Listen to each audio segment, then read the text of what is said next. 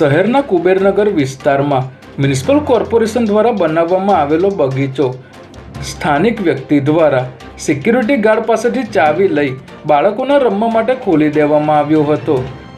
જોકે આ અંગે સ્થાનિક અધિકારીઓને જાણ થતાં તાત્કાલિક ધોરણે તેઓ દ્વારા સિક્યુરિટીને જાણ કરી બગીચો બંધ કરાવડાવી દેવાયો હતો।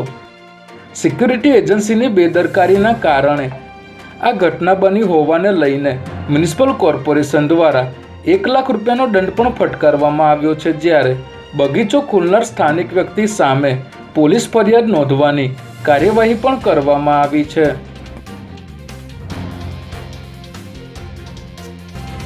દાણી લીમડામાં શાહ આલમ ટોલનાકા પાસે ટુ વ્હીલર અને રિક્ષા વચ્ચે થયેલા અકસ્માતના કારણે જામ થયેલા ટ્રાફિકનું સંચાલન કરતા ટ્રાફિક જવાન અને ટીઆરબીના જવાન સાથે રોંગ સાઈડ પર આવેલા એક્ટિવા ચાલક આરોપી નિખિલ સોલંકીએ ગાળો બોલી મારામારી કરી હતી। આ દરમિયાન પોલીસની પીસીઆર વાન આવી જતા આરોપી નિખિલને ઝડપી લેવાયો હતો।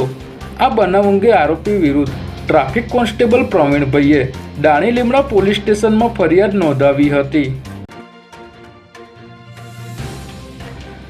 ગોંડલ હની ટ્રેપ કેસમાં પોલીસે મોટી કાર્યવાહી કરી પદ્મિનીબા વાળા સહિત 4 લોકોની ધરપકડ કરી છે, જેમાં મળતી માહિતી મુજબ ગોંડલના જેતપુર રોડ પર ગીતાનગરના રહેવાસી રમેશભાઈ અમરેલિયાએ બી ડિવિઝન પોલીસ સ્ટેશનમાં ફરિયાદ નોંધાવી હતી, જેમાં તેઓએ આરોપ લગાવ્યો હતો કે તેજલ છૈયા અને અન્ય લોકોએ તેમને હની ટ્રેપમાં ફસાવી 7 થી 8 લાખ રૂપિયા પડાવવાની કોશિશ કરી હતી। ત્યારે પોલીસ તપાસમાં પદ્મિનીબા વાળા, તેમના પુત્ર સત્યજીતસિંહ વાળા, શ્યામ રાયચુરા અને હિરેન દેવળિયાની સંડોવણી બહાર આવતા તમામની ધરપકડ કરવામાં આવી છે। જ્યારે આ કેસની મુખ્ય આરોપી તેજલ છૈયા ફરાર હોવાથી પોલીસે તેની શોધખોળ શરૂ કરી છે।